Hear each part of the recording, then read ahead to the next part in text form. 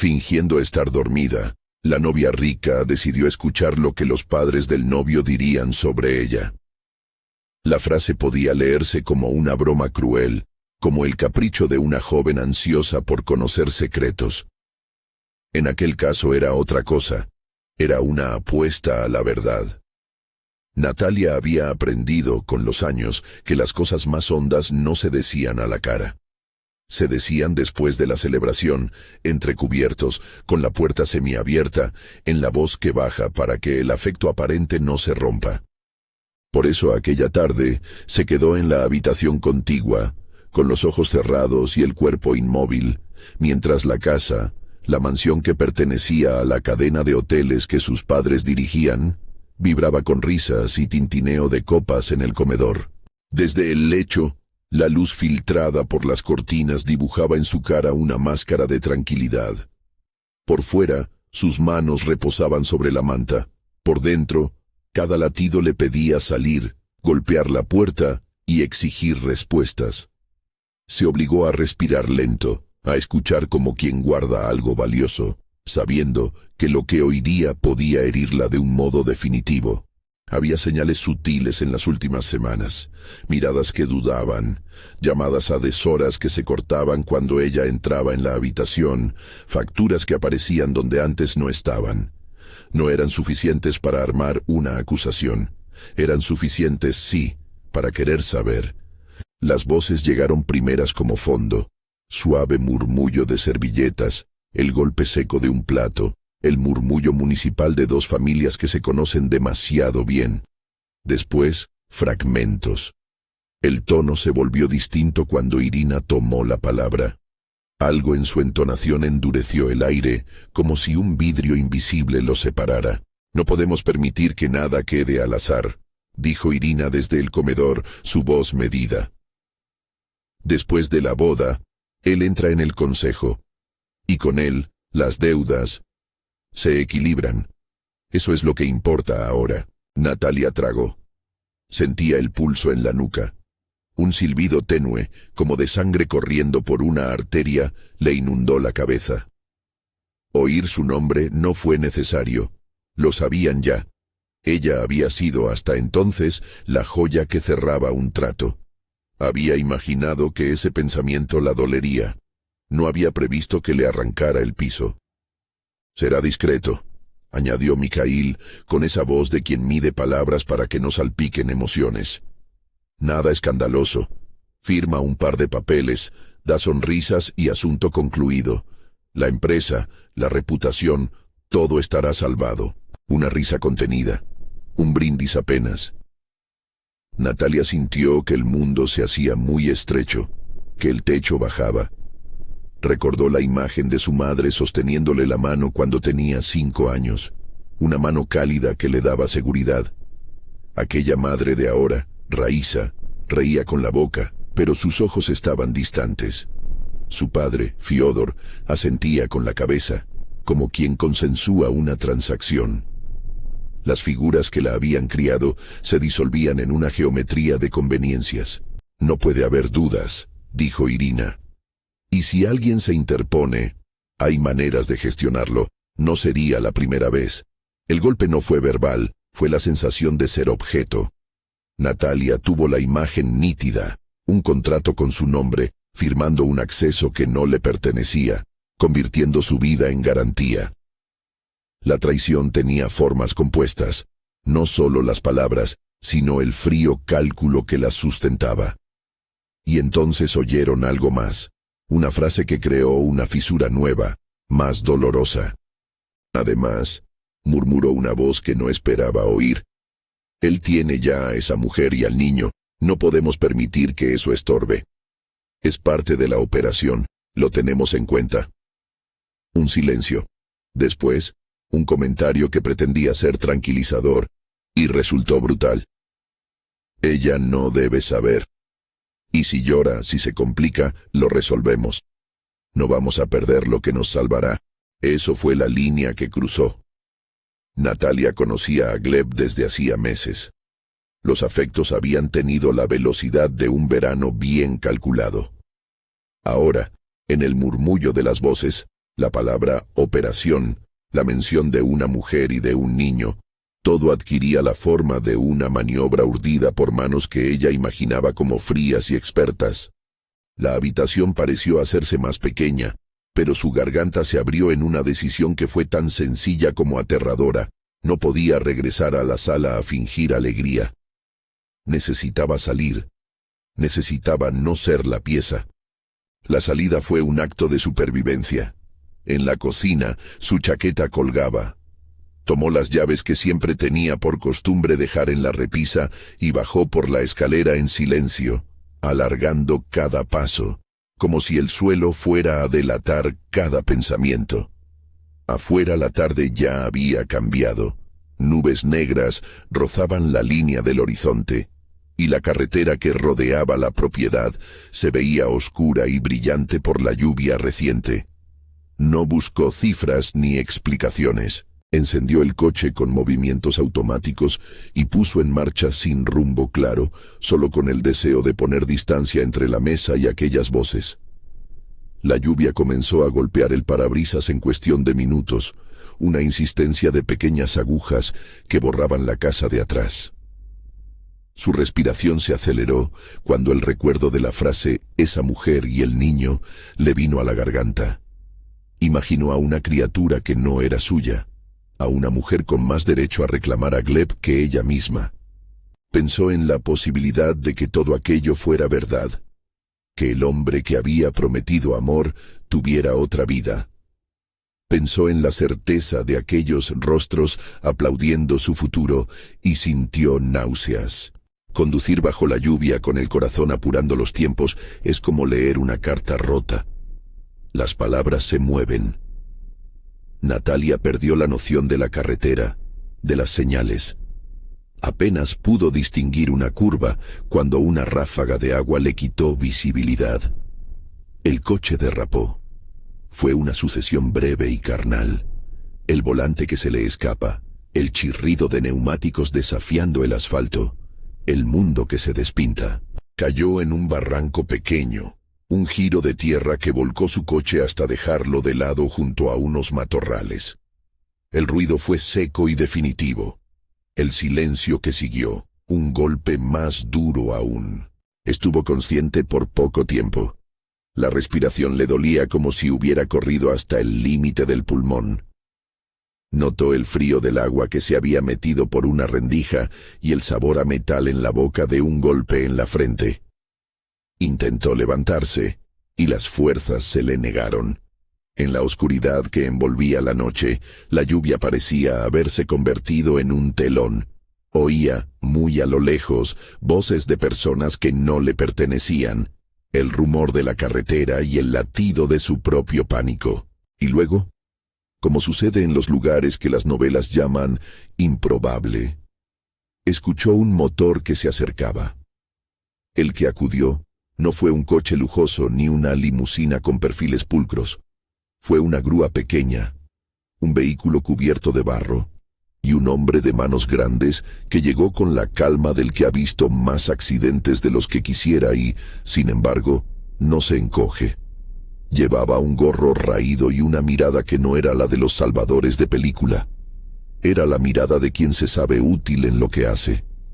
«¿Estás viva?», preguntó sin prisa, y ella supo que su voz era de verdad, no de alguien que intenta impresionar. Natalia abrió la boca como para preguntar por qué, por quién había permitido que aquello sucediera. Pero las palabras le pesaron. Solo asintió, un movimiento torpe y pequeño. El hombre la ayudó a salir del coche con una firmeza que no hacía preguntas. Le cubrió con una manta que olía a aceite y a lluvia seca. La llevó hasta su vehículo, la sentó y, sin insistir, condujo por la sombra de los árboles hasta una carretera lateral, lejos de las luces de la ciudad. «Me llamo Ruslan», dijo él, como si presentarse fuera lo más natural del mundo. «No te preocupes, te llevo a un sitio donde puedes arreglártelas». Él no era un héroe de esas historias que la gente lee. Era un hombre con manos curtidas y una honestidad que se notaba en los pliegues de su frente. Habló poco y lo suficiente. Preguntó por el nombre, por si tenía teléfono, por si quería que llamara a alguien. Natalia, aún con la adrenalina pegada a las costillas, respondió con evasivas. No quería que la buscaran. No después de oír las voces en la cena. Mientras Ruslan conducía, ella miraba las sombras correr por la ventana, sintiendo que su vida se había dividido en un antes y un después. La propuesta de Ruslan fue sencilla. Conocía un refugio en la sierra, un lugar donde la gente se ocupaba de animales y de almas heridas. Lo llamaban Pushtistik, nombre que en la lengua del lugar significaba el que acoge. Era un refugio modesto, atendido por voluntarios y por un puñado de tipos duros con corazón blando. Cuando dijo el nombre, Natalia no supo si lo tomó como una oferta o como una sentencia. Aceptó porque no tenía alternativa mejor. Aceptó porque por primera vez desde aquella comida sintió que dejar de ser vista podía ser un alivio. El refugio no era un castillo. Era una casa grande con corrales alrededor, un huerto desordenado y un conjunto de casetas para perros que se alineaban como soldados en retirada. El olor era terroso y doméstico, con la mezcla de heno, jabón y comida para animales. La primera visión, una perra de mirada dulce que se apoyó en su pierna, le arrancó a Natalia una risita que sonó impropia, casi infantil. Ruslan la dejó en manos de una mujer de mirada firme, Inga, que la miró sin preguntar. Su nombre fue cambiado en el instante en que cruzó el umbral. Nadie le pidió papeles, nadie indagó sobre sus bienes. El refugio medía a la gente por las manos que tenía y por lo que era capaz de dar en silencio. Aquí no haces preguntas, simplemente trabajas, dijo Inga, y su tono no fue duro. Fue protector. Si quieres quedarte, te daremos tareas y un nombre. No preguntamos por el pasado. No lo necesitamos. Natalia respiró por primera vez sin la amenaza de palabras calculadas. Dijo que sí. Dijo que se quedaría y eligió Sasha como nombre temporal porque sonaba como una versión de sí misma, sin las ataduras que su apellido implicaba. La primera noche en el refugio no borró la sensación de traición. La dejó en una sala nueva, con otras heridas que no se exponían en los titulares, perros con narices rotas, cabras viejas que miraban con paciencia, un niño de cabello rizado que no hablaba mucho. El trabajo era físico, limpiar, alimentarlos, curar patas. Cada gesto limpiaba algo dentro de ella. Pavel, para quienes lo conocían con cariño, fue una aparición sin advertencia.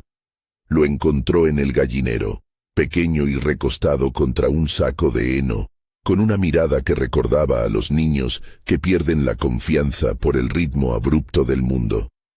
Había sufrido.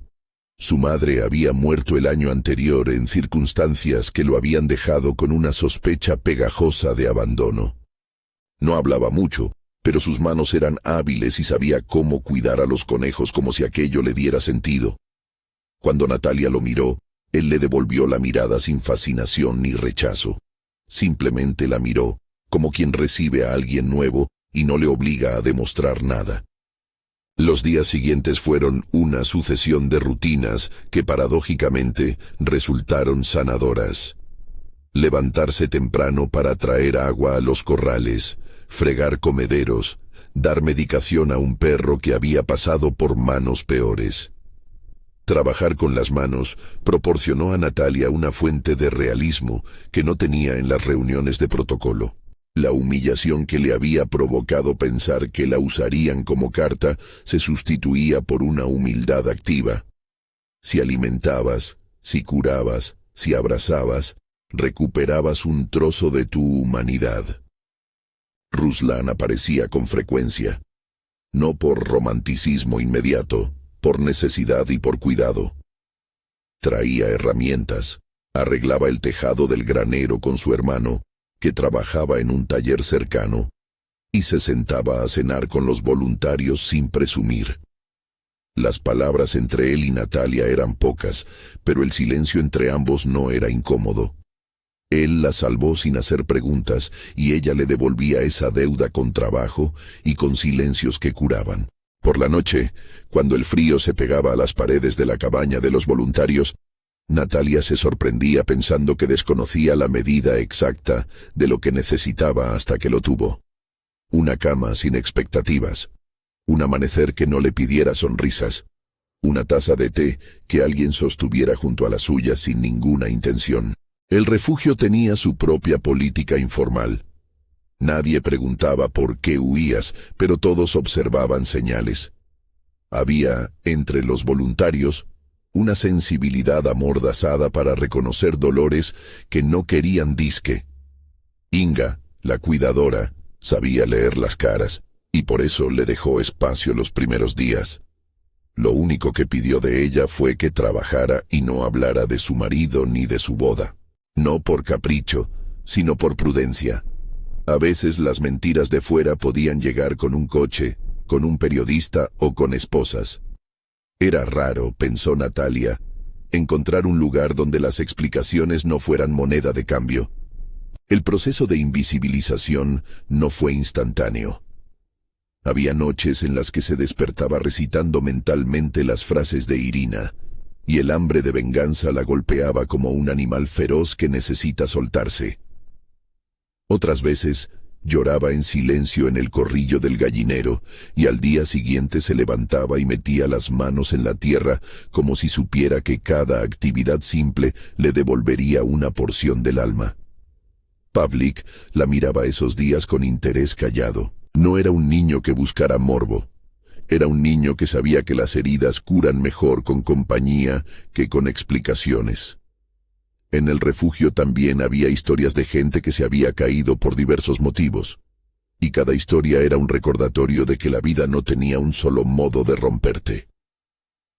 Había un viejo, Makarich, que cultivaba las huertas y que tenía el aire de quien defiende causas sin pedir nada a cambio.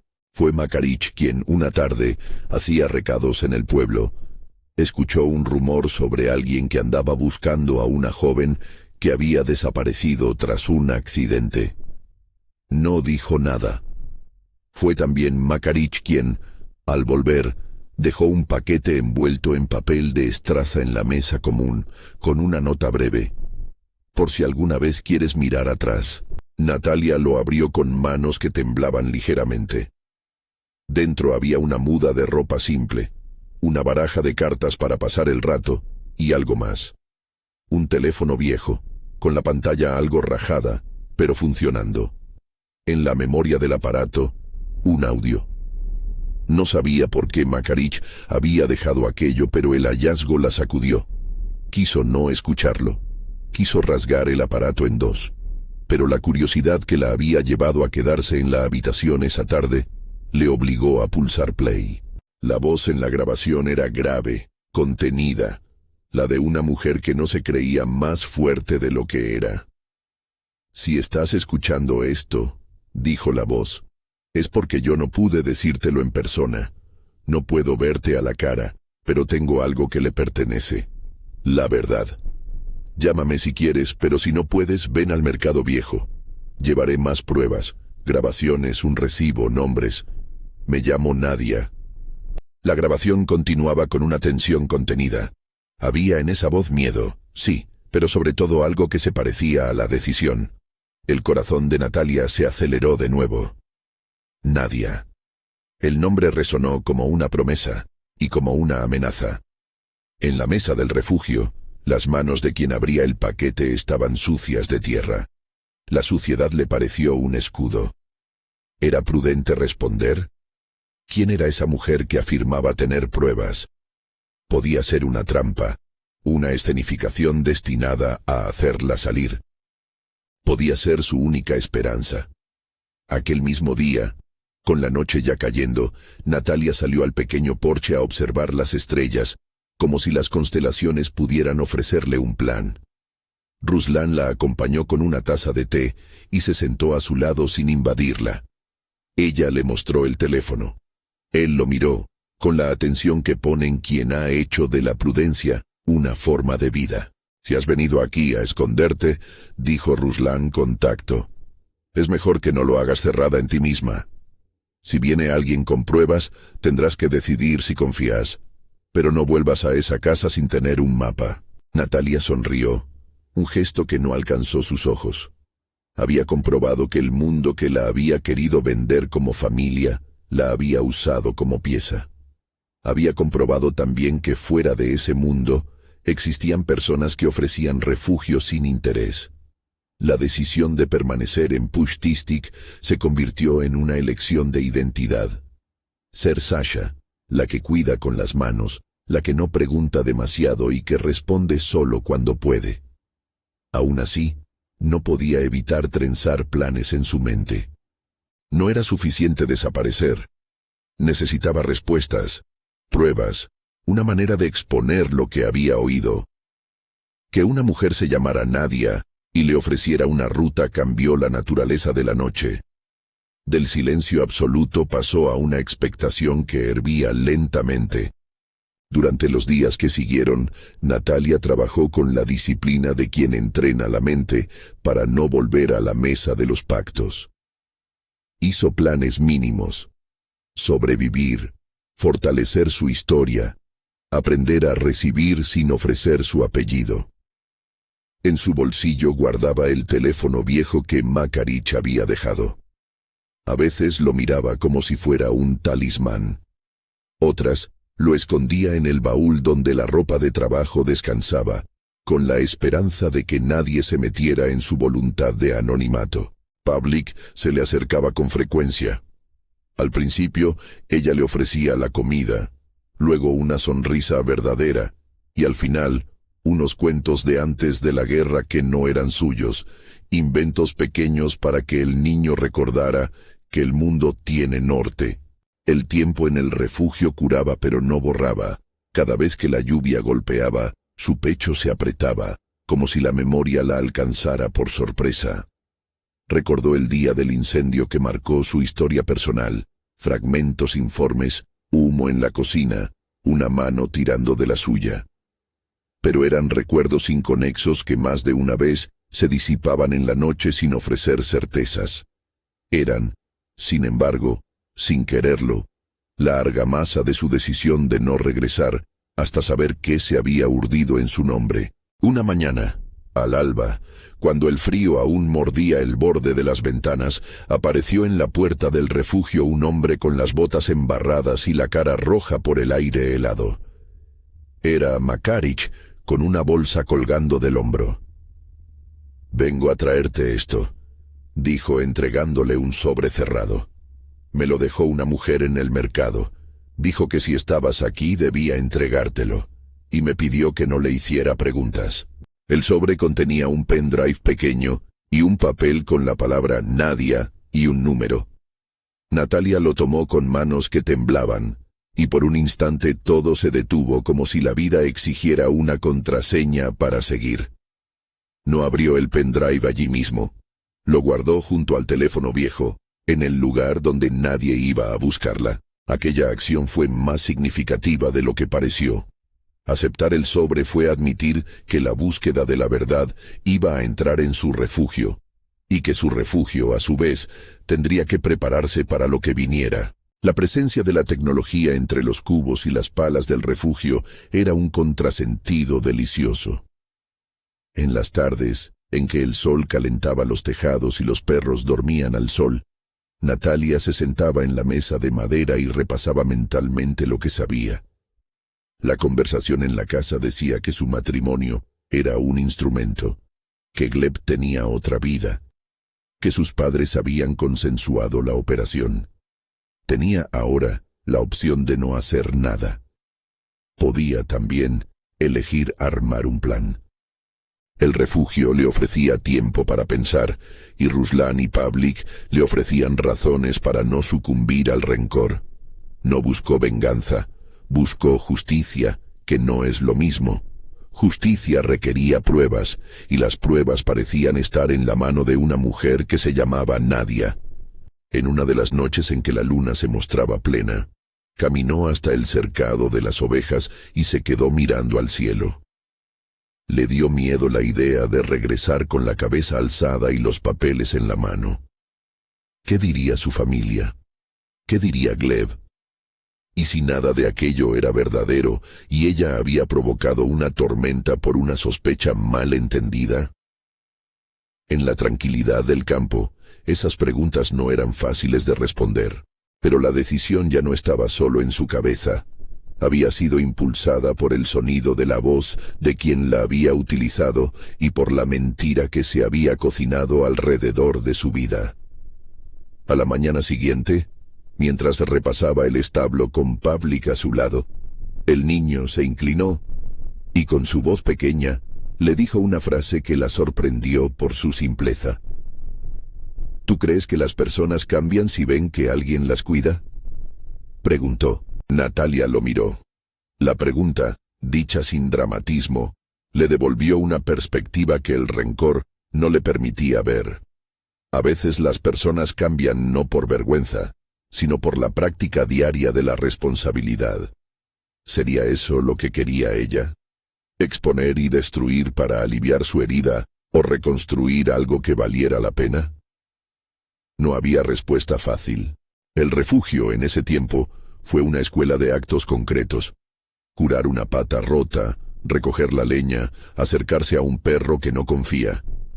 En cada tarea que ejecutaba se forjaba algo parecido a una nueva coraza, pero una coraza moral. Saber qué pasos dar y en qué orden.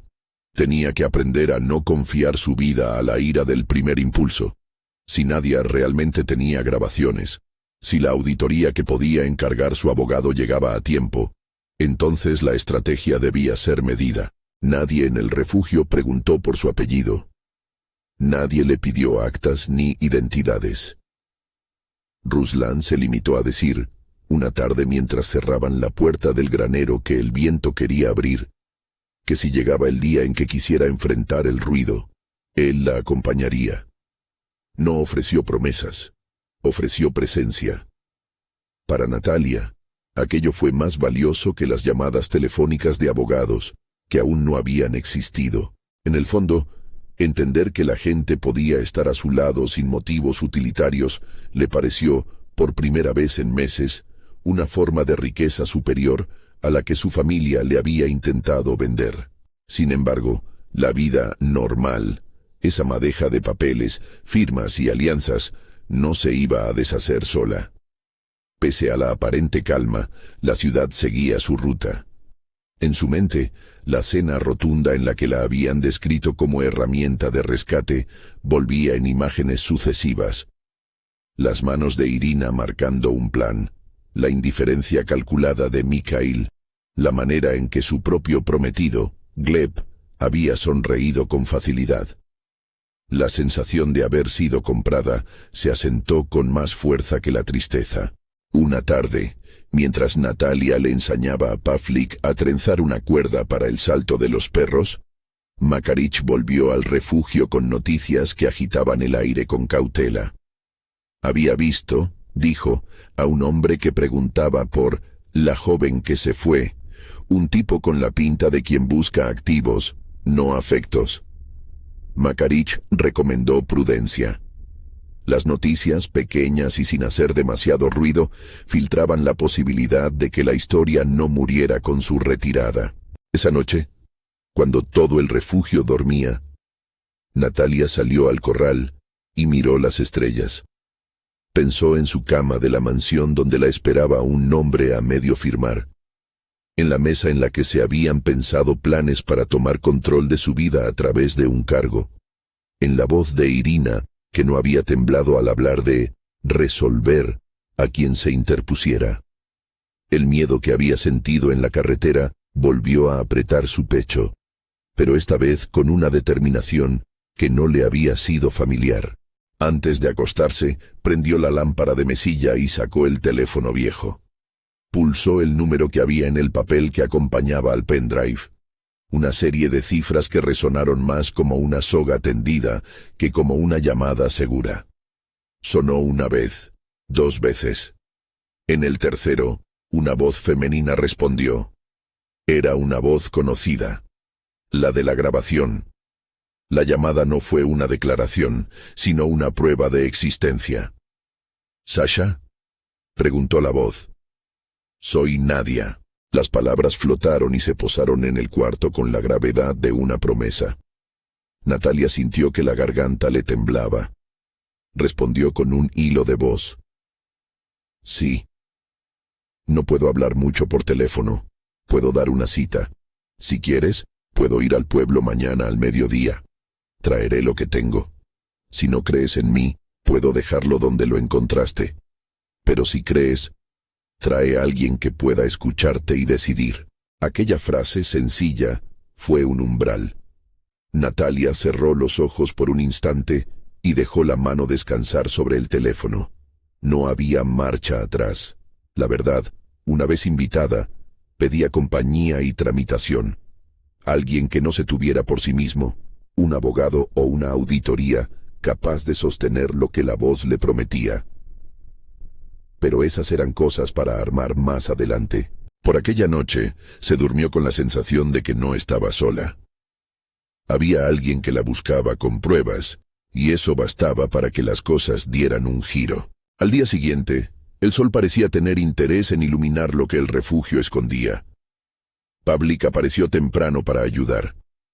Inga, con esa serenidad de quien ha visto muchas cosas, le entregó una taza de té y un gesto de complicidad.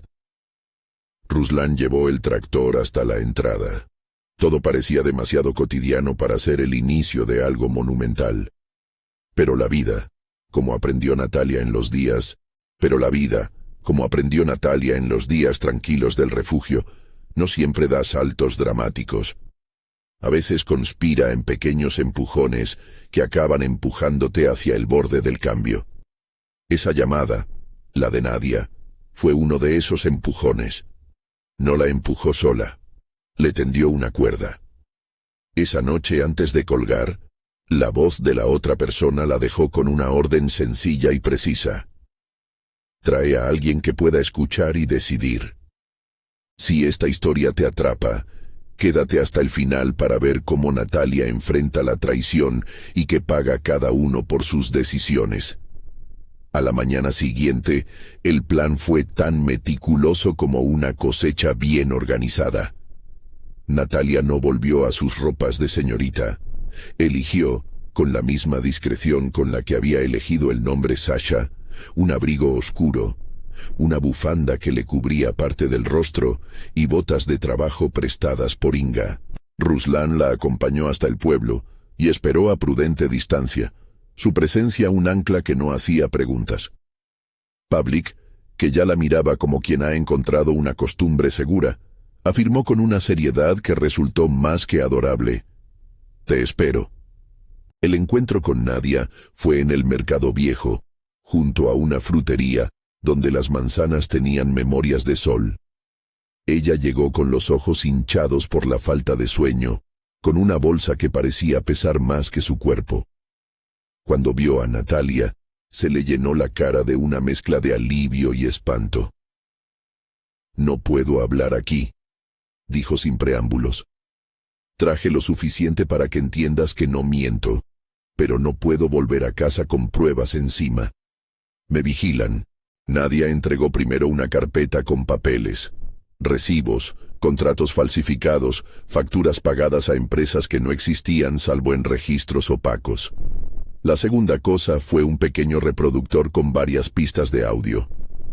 Cada grabación era breve, 3-4 minutos, y contenía conversaciones que no dejaban margen para la duda.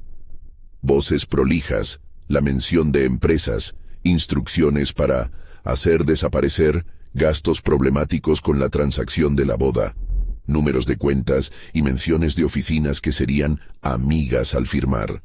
Natalia sintió que las palabras de la carpeta no tenían la crueldad de las voces que había oído en la casa, pero pesaban igual.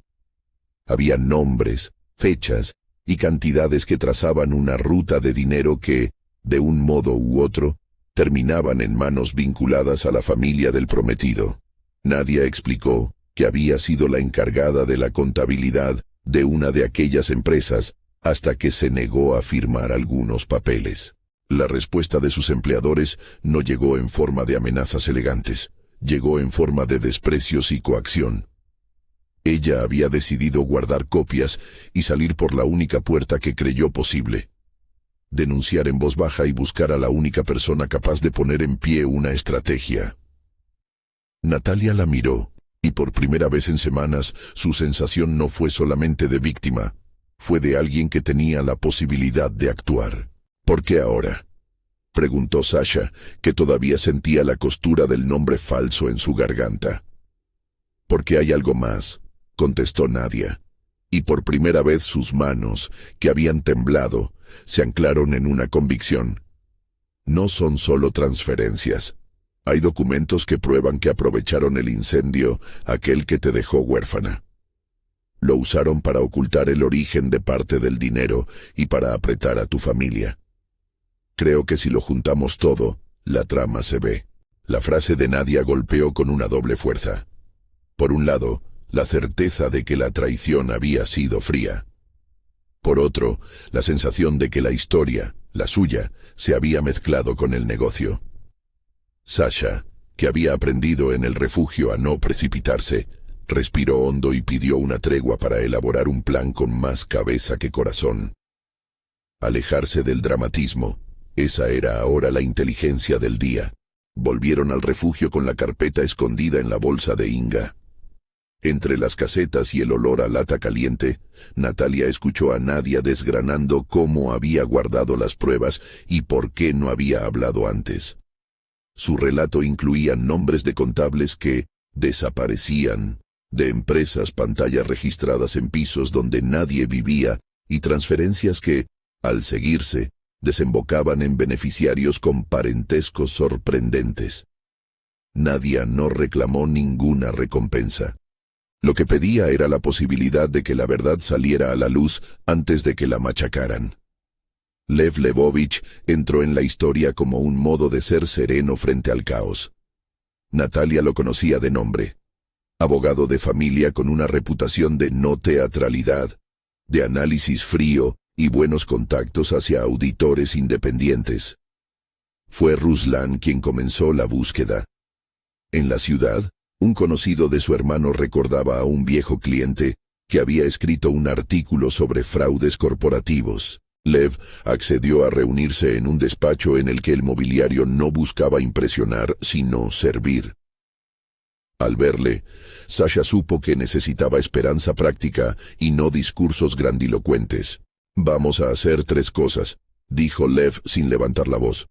«Primero, asegurar las pruebas físicas y digitales que tenéis. Segundo, encargar una auditoría independiente para seguir la ruta del dinero. Tercero, si hay indicios criminales, coordinar con la fiscalía. Pero todo eso lleva tiempo y cuidado. No se hace con titulares, se hace con papeles, testigos y cadenas de custodia». Sus palabras, sobrias, eran una bendición. Para quien había pasado semanas entre emociones vivas y silencios, el método fue un bálsamo. Lev pidió que Nadia le entregara copias para su custodia y reservó el resto para la auditoría. Propuso además una precaución: no atacar en público antes de tener corroboración, porque sin ello todo podía volverse contra Natalia como un boomerang legal. Aquello sonaba a prudencia, también sonaba a un plan que aseguraba que la verdad con mayúsculas, tuviera soporte. La auditoría tardó semanas. Fue un trabajo de paciencia. Auditores entraron en archivos, revisaron cuentas y vigilaron correos. Hubo días en los que nada parecía salir y noches en las que una transferencia descubierta iluminaba todo. La investigación puso sobre la mesa una constelación de movimientos: pagos irregulares a proveedores ficticios, contratos inflados que habían sufragado remodelaciones inexistentes en hoteles de la cadena. Todo aparentaba ser una red para desviar fondos y presentarlos como gastos legítimos. En la traza figuraban empresas interpuestas que tenían como beneficiarios finales a sociedades con nombres parecidos a los de los padres de Gleb. Un conjunto de facturas y cheques, cruzados con los correos que Nadia había conservado, formaron una foto nítida. Se había planificado una operación financiera cuyo objetivo era reforzar el control de la familia del novio sobre la cadena hotelera, aprovechando la promesa matrimonial para legitimar el paso. No fue solo dinero. Lev y su equipo encontraron una combinación de presiones: proveedores que habían recibido pagos en determinadas fechas, testigos, como contables que cambiaron de opinión cuando vieron que las pruebas eran irrefutables, y una serie de documentos que exigieron una lectura detenida. En uno de esos papeles, olvidado en una caja de expedientes que nadie había revisado en años, apareció un nombre: Ina.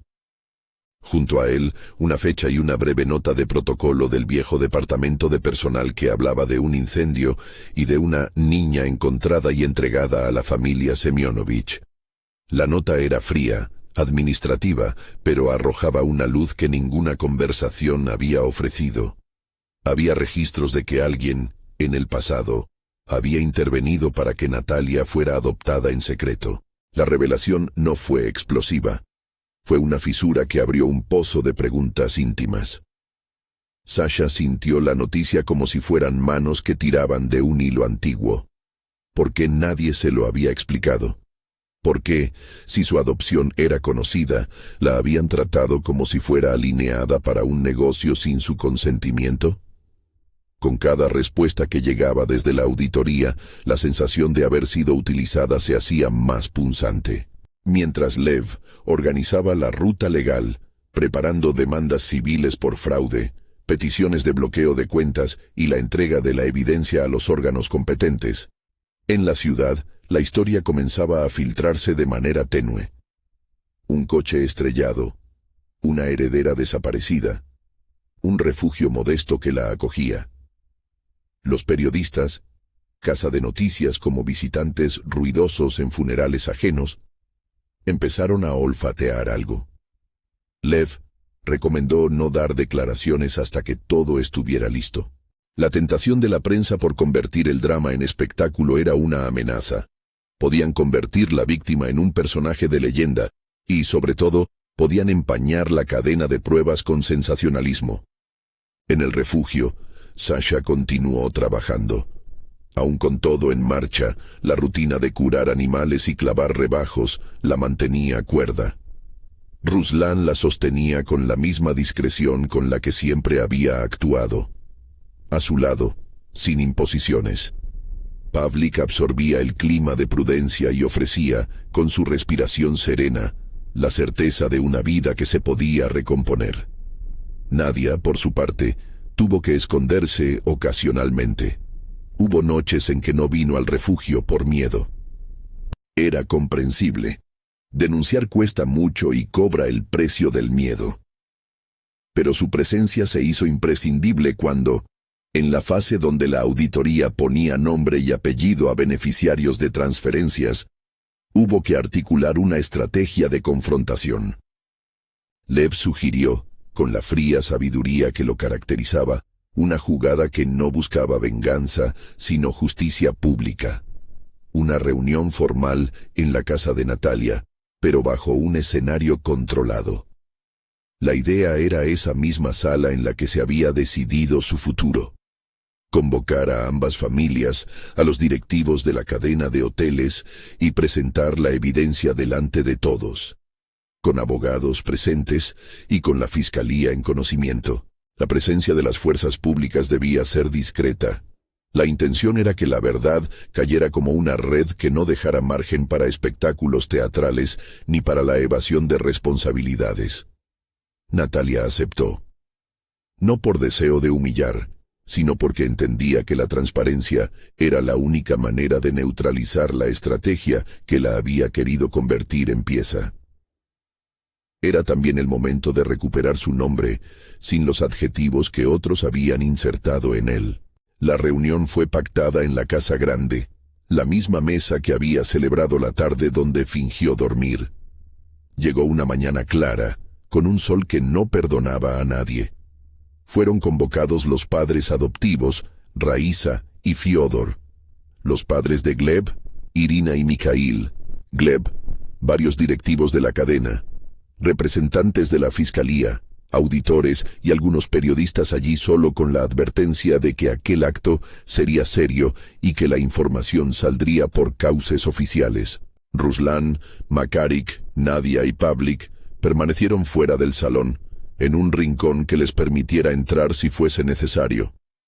Lev, imperturbable, ocupó un asiento al lado de Natalia.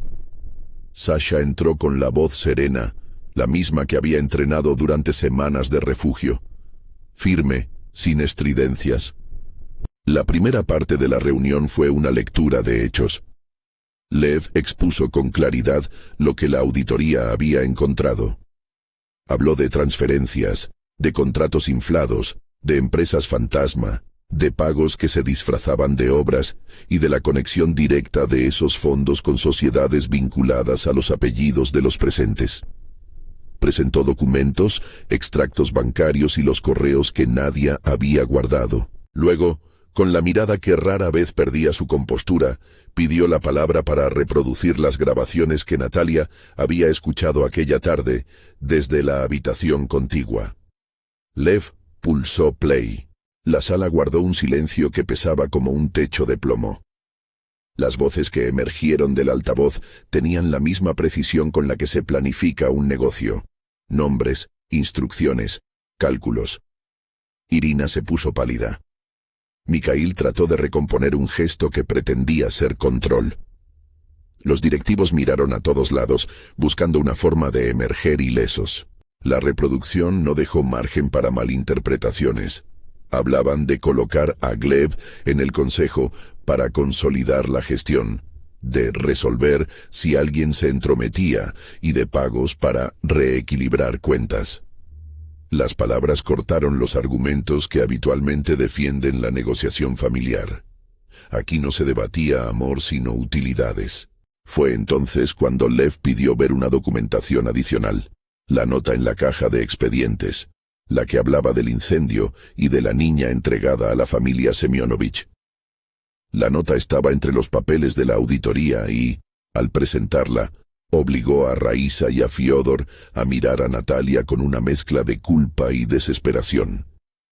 La casa que la había criado ahora se había transformado en escenario de una confesión pendiente. «Lo encontramos en los archivos del servicio de personal», dijo Lev. «No pedimos más de lo que nos dieron, pero ahí está. Constancia del hallazgo de una niña tras un incendio. Y hay constancias de que esa niña fue entregada y registrada con otro nombre. Esos papeles señalan una decisión que, por su forma, fue tomada con prisa y discreción. El silencio de la sala fue una respuesta que pesó más que cualquier defensa.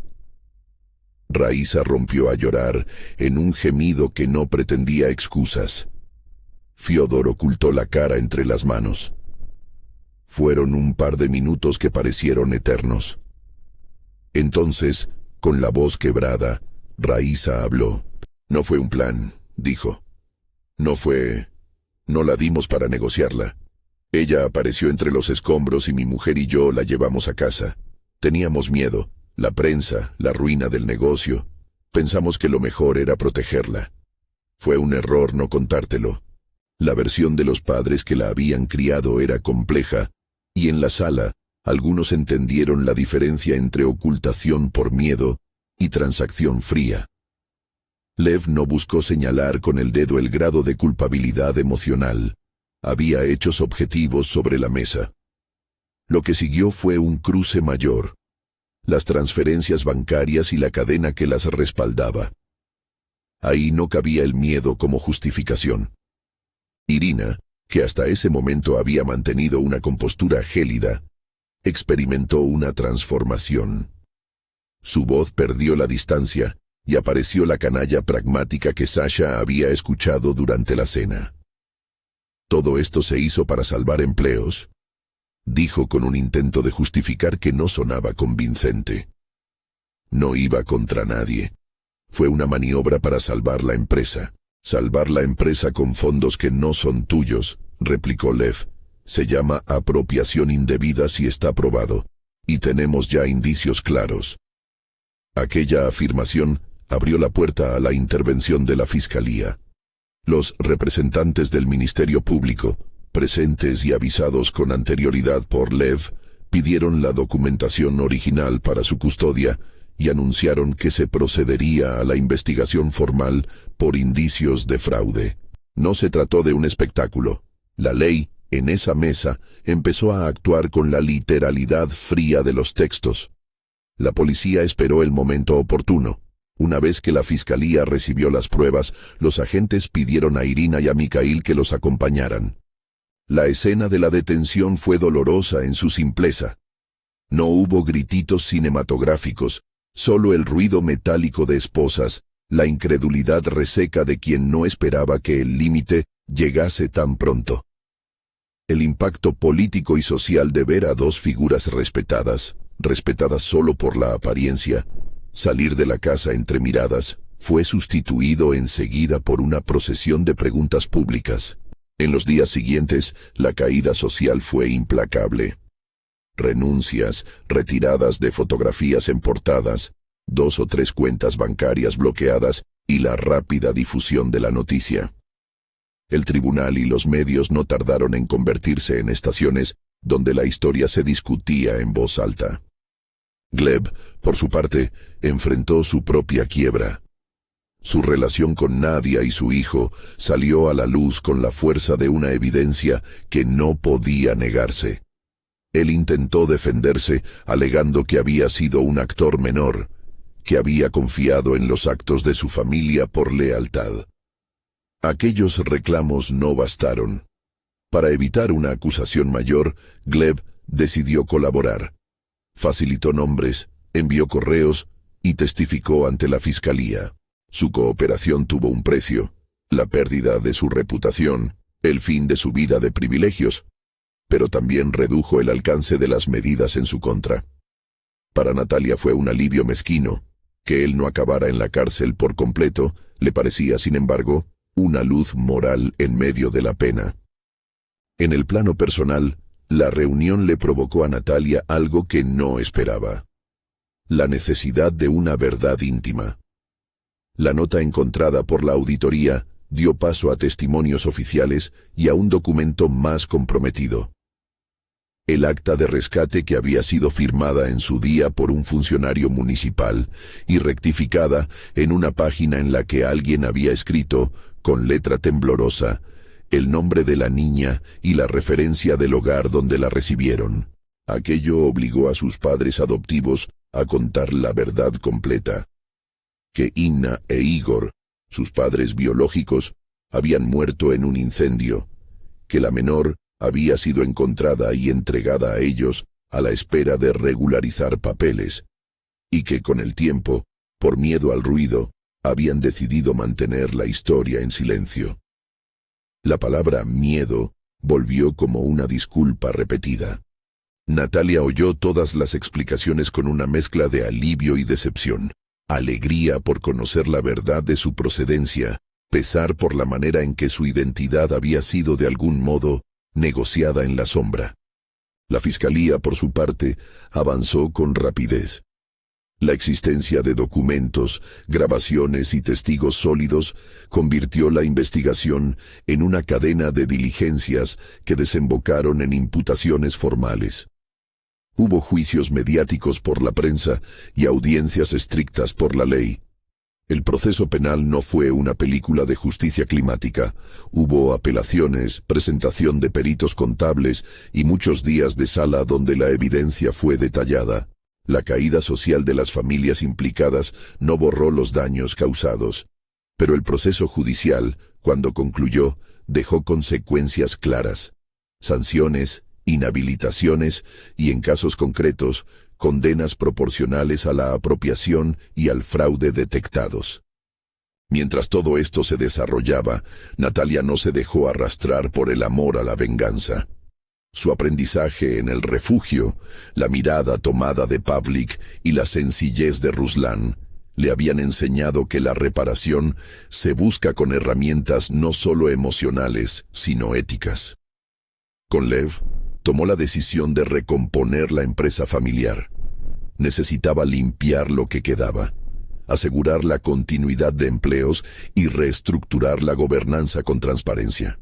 El gesto de quien hereda una empresa manchada repetidas veces no es un acto de heroísmo espectacular, sino un trabajo lento que exige despidos necesarios, nuevas auditorías internas y la implantación de prácticas de gobierno que no permitieran la repetición del fraude. Lev aconsejó y ella ejecutó. Ceses de directivos implicados, convocatoria a una junta extraordinaria con accionistas y presentación pública de un plan de corrección. La medida fue arriesgada porque la prensa y el mercado esperaban movimientos. Hubo pérdidas en el camino y días en que las cifras no acompañaron. Pero poco a poco, la narrativa cambió, de la heredera explotada a la directora que reconstruye. Hubo, también, decisiones de índole personal que Natalia tomó con firmeza. Gleb, tras colaborar, quedó fuera de su vida amorosa. No buscó escarnio público en su contra. Prefirió que la justicia determinara los límites de su responsabilidad. Ruslan, por su parte, no se convirtió en un príncipe de cuento. Siguió siendo el hombre sencillo que arreglaba cubiertas y hablaba con sentido común. Entre ellos se produjo una transición natural. La camaradería se convirtió en confianza, la confianza en afecto y el afecto en algo más sereno. No hubo grandes declaraciones en medio de velas.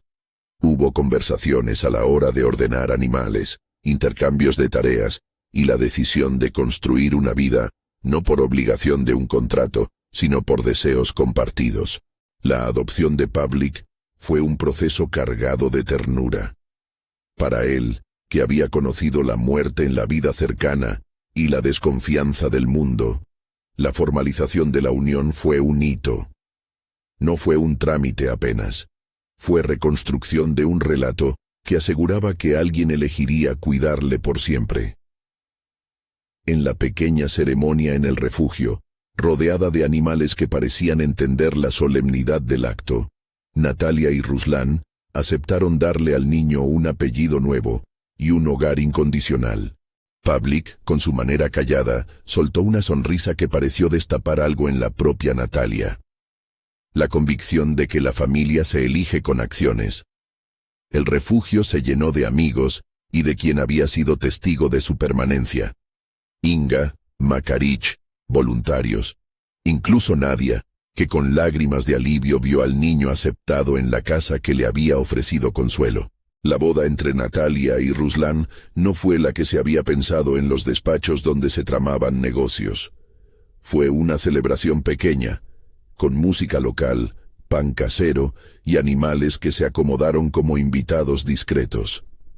Los vestidos no pretendían hacer declaraciones de clase y las palabras fueron sinceras, promesas de compañía, de apoyo en los días difíciles y de cuidado compartido. Fue, sobre todo, una celebración de la resistencia, de los que acudieron aún sabiendo que la vida había golpeado. Algunos asistentes, voluntarios, vecinos, gente del taller del hermano de Ruslan, lloraron. Para Natalia fue el cierre de una etapa. Dejar atrás la promesa en la que la habían querido convertir para entrar en otra construida por manos cotidianas. La caída social de los implicados fue inevitable. Algunos amigos de la familia se distanciaron y las fotografías antiguas desaparecieron de los álbumes en la prensa. En términos legales, los procesos siguieron su curso y las sanciones impuestas sirvieron de lección pública. Que la economía no puede fluir por canales que vulneren la ley ni manipulen a las personas. Gleb, en su honestidad tardía, enfrentó el rechazo de la sociedad y la reconstrucción de una vida sin privilegios. Nadia, liberada de su miedo, empezó a trabajar con la intención de ayudar a otras mujeres en situaciones de coacción. La vida siguió, con sus faltas y sus redundancias. El refugio Pushtistik prosperó de un modo que a Natalia le sorprendió por lo rápido.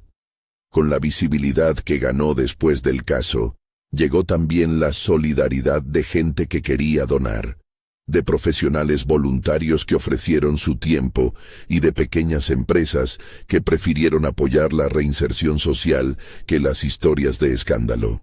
Natalia destinó parte de lo recuperado por la compañía a un fondo de ayuda y creó una estructura transparente, con comité de supervisión independiente, para que el dinero tuviera un destino claro: cuidado veterinario, mejoras de instalaciones y programas de recuperación para niños como Pavlik. La idea de que la riqueza debía servir no para tapar heridas, sino para curarlas, fue un principio que generalizó en su gestión personal y empresarial. Hubo momentos en la reconstrucción que la golpearon con dureza. Ver a sus padres adoptivos en televisión, hospedados en la pena pública. Recordar la cara impasible de Irina al planear manipular su vida. Leer columnas que hurgaban en lo íntimo como si fuera un espectáculo. Pero también hubo recompensas. Ver a un empleado a quien rehospitalizaron por causas laborales sonreír porque el plan de reparación le devolvía su trabajo. Recibir cartas de familias que agradecían la ayuda para sus mascotas. Escuchar a Pavlik decir una tarde que quería ser rescatador de perros cuando fuera mayor. Esas pequeñas confirmaciones fueron el tipo de aplauso que más importó a Natalia. El cierre de la historia no fue una clausura de perfecciones. Hubo juicios con apelaciones, con sentencias que algunos consideraron poco castradoras y otras que parecieron demasiado severas. Hubo noches en las que Natalia despertó con la certeza de que el pasado podía volver, porque la justicia humana no es infalible y siempre deja resquicios. Pero, en el balance, el sentir fue otro. La reparación había empezado a pisar fuerte. La adopción de Pavlik, la gestión cuidadosa de la empresa y la creación de programas de prevención en la comunidad fueron elementos que transformaron el escándalo en una oportunidad de cambio sostenido. En la quietud de una tarde del otoño siguiente, Rusia, así llamaban los voluntarios a un perro que había llegado con una herida de bala y que se había convertido en la mascota del refugio, se tumba a los pies de la mesa donde Natalia firma un convenio de colaboración con una ONG. A su lado, Ruslan trae una taza de té y la mira con la calma de quien comparte un logro sin necesidad de ser protagonista.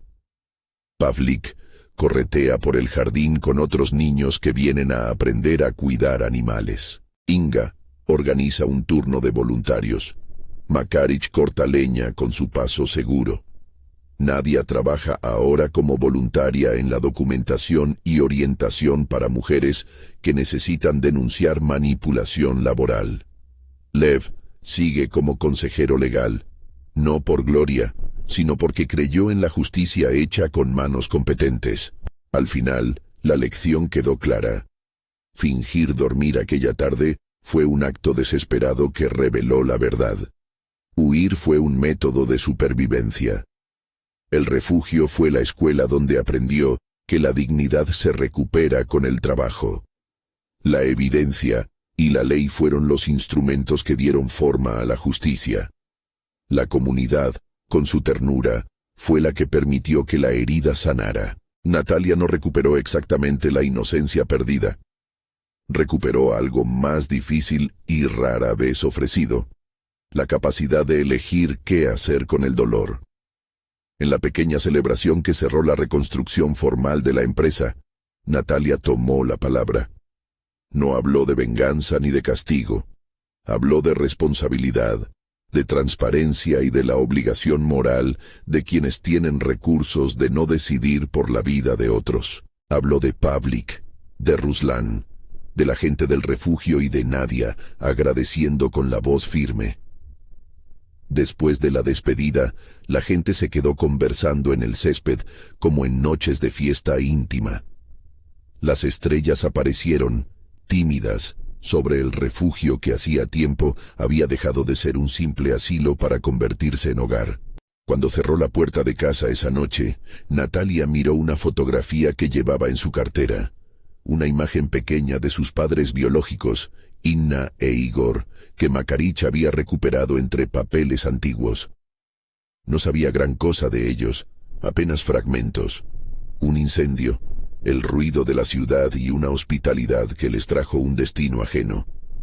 pero sostuvo la foto y, en silencio, dijo en voz baja lo que nunca había pronunciado.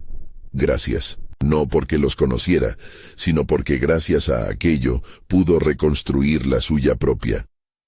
Allí, en la oscuridad del pasillo, con la respiración de Ruslan que venía a su encuentro, Natalia comprendió que la familia que eliges con actos es a veces más verdadera que la que te asignan por herencia.